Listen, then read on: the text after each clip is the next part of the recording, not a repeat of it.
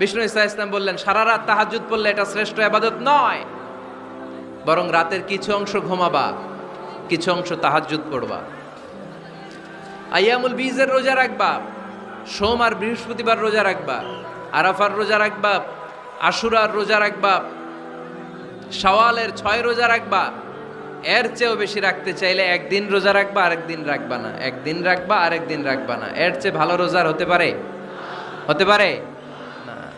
আল্লাহর হাবিব সাল্লাল্লাহু আলাইহি ওয়াসাল্লাম বললেন, সেই শ্রেষ্ঠ যে স্ত্রীদের সাথেও মেলামেশা করে আবার ইবাদতও করে।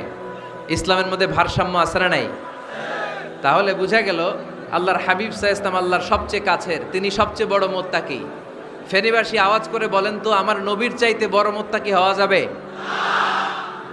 আমার নবীর চাইতে বড় আল্লাহওয়ালা হওয়া যাবে? নামাজ কেমন করে পড়তে হয় এটা নবী শিখায় গিয়েছেন, এর চেয়ে বেশি কিছু করা যাবে? জিকির কেমন করে করতে হয়